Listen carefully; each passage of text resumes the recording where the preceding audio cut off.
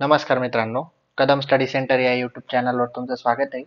तर आज आपण एका नवीन कोर्सला सुरुवात करणार आहोत, ज्याचं नाव आहे FY BSc कम्प्युटर सायन्स. म्हणजे BSc कम्प्युटर सायन्सचं फर्स्ट इयर. त्यात आपला सेम वनचा सब्जेक्ट आहे, म्हणजे सेमिस्टर वनचा जो सब्जेक्ट आहे, problem solving using C programming. या सब्जेक्टचं आज आपण पहिलं चॅप्टर बघणार आहोत. पहिल्या चॅप्टरचं नाव काय आहे इथे दिलेलं आहे बघा. एक मिनिट, इथे दिलेलं आहे बघा. Problem solving using C programming हे सब्जेक्टचं नाव आहे. आणि त्याच्यात चॅप्टर नंबर 1 आहे आपला प्रॉब्लेम सॉल्व्हिंग अस्पेक्ट्स. त्याचा आपला आज लेक्चर नंबर 1 आहे त्या चॅप्टरचं. ओके, चला आपण स्टार्ट करूया मग. ओके,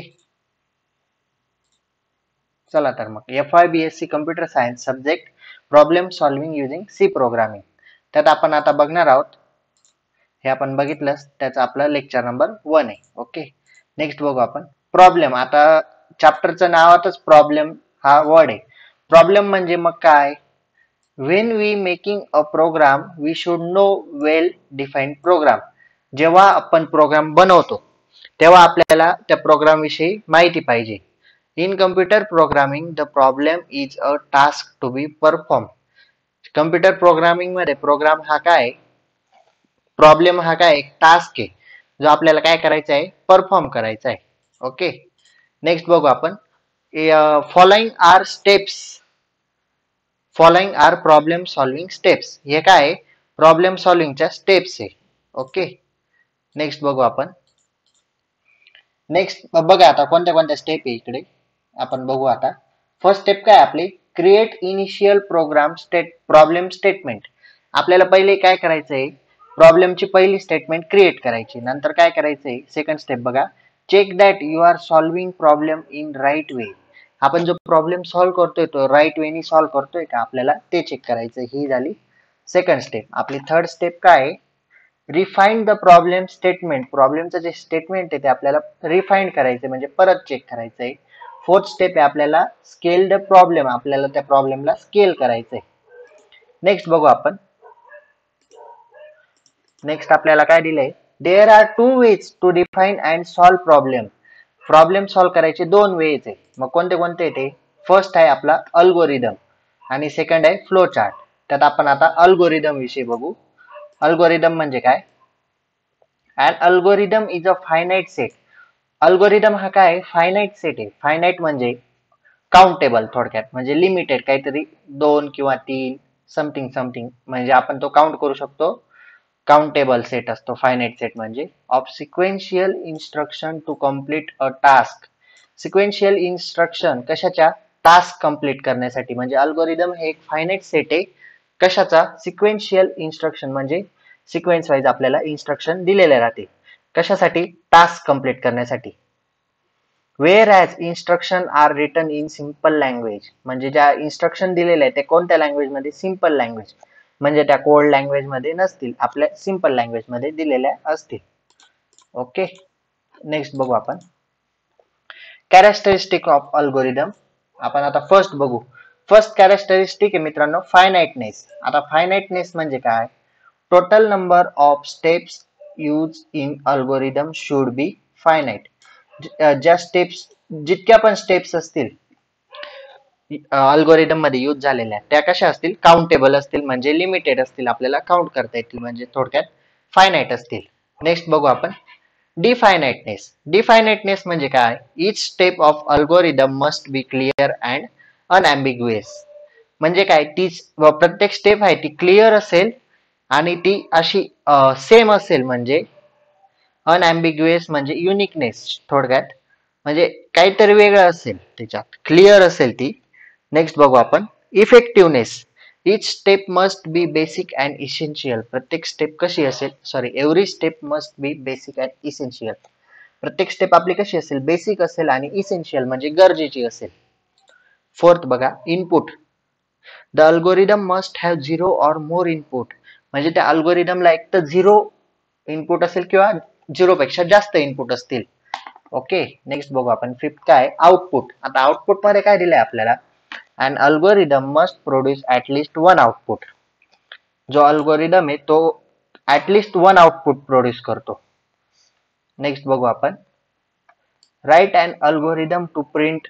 आता क्वेश्चन दिलाय, आपण अल्गोरिदम विषयी जे जे बघितलं ना त्याच्याविषयी आपल्याला क्वेश्चन दिलाय. ओके, नेक्स्ट बघू क्वेश्चन. बघू आता आपण राईट अँड अल्गोरिदम. तुम्हाला अल्गोरिदम समजला असेल काय काय असतो त्याच्याविषयी आता क्वेश्चन सॉल्व्ह करू आपण. Write and algorithm to print. आपल्याला काय प्रिंट करायचंय हे बघा, हॅलो FYBCS हा वर्ड आपल्याला प्रिंट करायचा आहे. हॅलो FYBCS मेसेज, याचा आपल्याला अल्गोरिदम लिहायचा आहे. तर तो कसा आपण बघू. स्टेप 1 बघा. स्टेप 1 आपल्याला काय करायची, म्हणजे आपल्याला परफॉर्म करायचे प्रॅक्टिकलच्या वेळेस. जेव्हा आपण आता नेक्स्ट लेक्चर मध्ये कधीतरी जमलं तर परफॉर्म करून बघू, नाही तर तुम्हाला थेरोटिकली तसं सांगून देतो. पेपरला पण हा क्वेश्चन जवळपास 4 स्टेप असतील तर 4 मार्क्सला येतो जवळपास, 4 किंवा 4 पेक्षा जास्त. जर थोडं शॉर्ट असेल, आता इथे कसं फक्त मेसेज टाईप करायचा आहे, हा क्वेश्चन 2 मार्क्सला किंवा 4 मार्क्सला येऊ शकतो आपल्या एक्झाम साठी. स्टेप 1 बघा आपल्याला स्टार्ट करायचं आहे. नंतर काय कमांड द्यायची आहे स्टेप 2 मध्ये, प्रिंट हॅलो FYBCS. आपल्याला हे मेसेज टाईप करायचं आहे ना, मग आपल्याला काय म्हणायचे, print hello FYBSC, sorry hello FYBSC. इथे BSC झालंय, आपल्याला BCS टाईप करायचंय. इथे मिस्टेक झाली, आपल्याला काय टाईप करायचंय, FYBCS. सॉरी तिथे मिस्टेक झाली आपल्याला. मग काय म्हणायचे, print hello FYBCS. Okay, next बघू आपण स्टेप 3. इथे स्टेप 3 स्टेप 3 काय राहील आपली, स्टॉप. आपलं काम इथे संपलेलं आहे, मग आपण त्याला स्टॉप करायचं. आपल्याला फक्त प्रिंट करायचा होता मेसेज. काय प्रिंट करायचा होता, हॅलो FYBCS. मग आपण ते कमांड दिली तशी पहिले स्टार्ट केलं, नंतर प्रिंट हॅलो FYBCS कमांड दिली, नंतर स्टेप 3 मध्ये स्टॉप केली. नेक्स्ट क्वेश्चन बघा, write and algorithm to find addition of 2 numbers. आता आपल्याला क्वेश्चन मध्ये काय विचारलंय, फाइंड करायची असा अल्गोरिदम टाईप करायचा ज्याच्यात आपल्याला ऍडिशन ऑफ 2 नंबर्स फाइंड करायचे, म्हणजे इनपुट द्यायचे आहेत थोडक्यात. तर फर्स्ट स्टेप आपली नेहमीप्रमाणे स्टार्ट. कुठलाही अल्गोरिदम लिहिताना फर्स्ट स्टेप आणि लास्ट स्टेप ही फिक्स असते, पहिली स्टार्ट आणि लास्टची स्टॉप.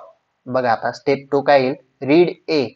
2 नंबर्स आहे समथिंग समथिंग, म्हणजे A to Z मध्ये कुठलेही 2 नंबर्स, किंवा तुम्ही नंबर P घेऊ शकता, काहीही तुमच्या याच्याने व्हेरिएबल घेऊ शकता किंवा नंबर्स पण घेऊ शकता. आता फर्स्ट सेकंड स्टेप काय, रीड ए, म्हणजे आपला एक नंबर आहे, आपल्याला 2 नंबरची ऍडिशन शोधायची ना, मग आपल्याला 2 नंबर लागतील. आपण काय घेतला पहिला, रीड ए. स्टेप 3 बघा, रीड बी. ए आणि बी हे आपले 2 नंबर झाले. स्टेप 4 बघा, फाइंड ऍडिशन कशाची, सी. तुम्ही सी घेऊ शकता किंवा काही ज्याची तुम्हाला ऍडिशन शोधायची तो नंबर घेऊ शकता. मग आपण काय घेतलं, सी इज इक्वल टू, आणि कशाची ऍडिशन केली आपण हे बघा, ए प्लस बी. स्टेप 4 मध्ये काय केलं, find addition C is equal to A plus B.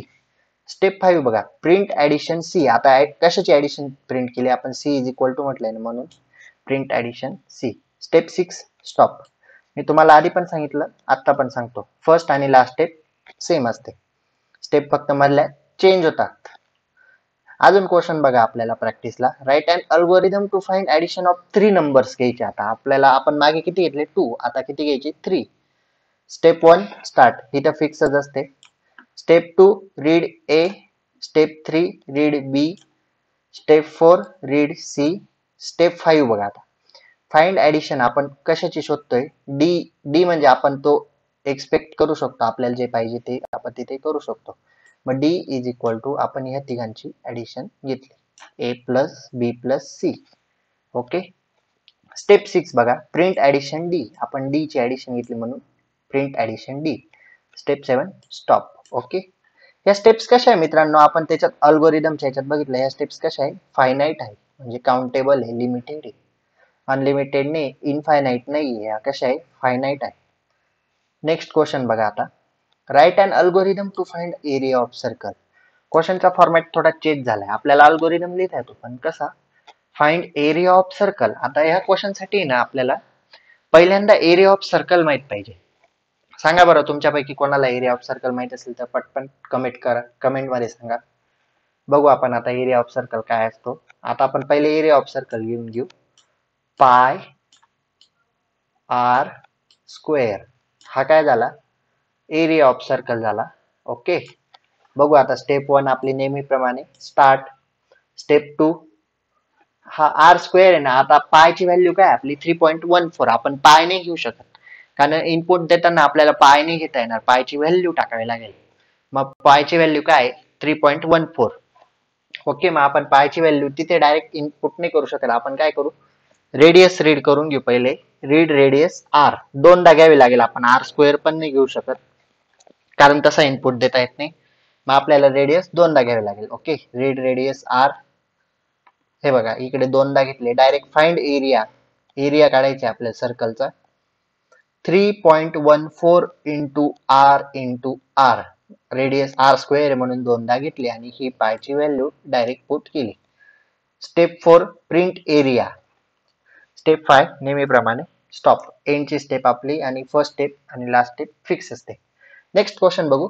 Right and algorithm to find subtraction of 3 number. 3 नंबरची आपल्याला काय करायची सबट्रॅक्शन. Step 1 start. तुम्हाला येईल तर तुम्ही सॉल्व्ह करून बघा. स्टेप 2 रीड ए, स्टेप 3 रीड बी, स्टेप 4 रीड सी. हे झाले आपले 3 नंबर. यांची आपल्याला काय करायची सबट्रॅक्शन. हे बघा find subtraction of D is equal to A minus B minus C. Step 6 print subtraction D. Step 7 stop. म्हणजे थोडक्यात काय माहितीये का, आपल्याला सबट्रॅक्शन येते, ऍडिशन येते, पेरिमीटर एरिया वगैरे ते सगळं आपलं झालेलंच आहे 12th पर्यंत जॉमेट्री मध्ये. 10th ला झालं असेल, 9th ला झालं असेल. ते आपल्याला कशा थ्रू यूज करायचंय, सी प्रोग्रामिंग जी लँग्वेज आहे ना कम्प्युटरची कोड लँग्वेज, त्याच्या थ्रू आपल्याला त्या गोष्टींचा यूज करायचा आहे. नेक्स्ट क्वेश्चन बघा. Write and algorithm to find division of 2 numbers. आपले स्टेप 1 स्टार्ट, स्टेप 2 रीड ए, स्टेप 3 रीड बी, स्टेप 4 काय फाइंड डिव्हिजन ऑफ सी आणि step 5 print division of c is equal to a slash b. तुम्ही इथे ए upon बी नाही लिहू शकत कारण तसा इनपुट देता येत नाही. मग आपण काय लिहिला ए स्लॅश बी म्हणजे 2 नंबरची डिव्हिजन. आणि स्टेप 6 नेहमीप्रमाणे स्टॉप. स्टेप 6च नाही, लास्ट स्टेप म्हणजे स्टॉप. मग ती 7 पण येऊ शकते, 8 पण येऊ शकते. चला तर मग आज आपण काय बघितलं, आज आपण बघितलं अल्गोरिदम विषयी बघितलं. कशात, एक मिनिट आपण मागे पाहून घेऊ एकदा, तुम्हाला एकदा रिवाइज करून देतो. ओके, आपण लेक्चर 1 बघितलं, चॅप्टर 1 चं प्रॉब्लेम सॉल्विंग अस्पेक्ट्स. त्याच्यात आपण काय बघितलं, प्रॉब्लेमची डेफिनेशन बघितली, त्याच्यानंतर आपण प्रॉब्लेम सॉल्विंगच्या स्टेप्स बघितल्या, त्याच्यानंतर आपण 2 वेज बघितले डिफाईन प्रॉब्लेम सॉल्व्ह करण्यासाठी. पहिली काय अल्गोरिदम आणि फ्लो चार्ट. फ्लो चार्ट आपण आज बघितलेला नाही, आपण फक्त अल्गोरिदम विषयी शिकलोय. फ्लो चार्ट विषयी आपण नेक्स्ट लेक्चर मध्ये बघू कारण तुम्हाला पण एवढ्या लवकर समजणार नाही, त्याच्यामुळे आपण एक एक टप्प्याटप्प्यात शिकू. ओके, अल्गोरिदमची डेफिनेशन बघितली, कॅरेक्टरिस्टिक्स बघितल्या, त्याच्यानंतर आपण इथे क्वेश्चन सॉल्व्ह केले, बरेच क्वेश्चन घेतले आपण, कमीत कमी 4 ते 5 क्वेश्चन सॉल्व्ह केले. बघू शकता तुम्ही या क्वेश्चनची प्रॅक्टिस घरी करा आणि 2-3 क्वेश्चन तुमच्या मनाने सोडवा. तुम्ही पेरिमीटर ऑफ स्क्वेअर घेऊ शकता, एरिया ऑफ स्क्वेअर घेऊ शकता, रेक्टँगल, रोम्बस वगैरे, पेंटॅगॉन वगैरे, तुम्ही त्यांची पेरिमीटर घ्या, एरिया घ्या, किंवा तुम्ही सबट्रॅक्शन, डिव्हिजन, नंबर इन्क्रीज करू शकता. इथे 2 नंबर्स आहे ना, तसे तुम्ही किती पण इथे 4-5 नंबर्सची पण घेऊ शकता. ओके, चला तर मग तुम्हाला ही व्हिडिओ आवडली असेल तर लाईक, शेअर, सबस्क्राईब नक्की करा. नेक्स्ट लेक्चर लवकरच अपलोड करण्यात येईल, ते पण बघायला विसरू नका. त्याच्यात आपण फ्लो चार्ट विषयी आणि पुढच्या काही गोष्टी पण बघून घेऊ. ओके, चला तर मग तोपर्यंत बाय.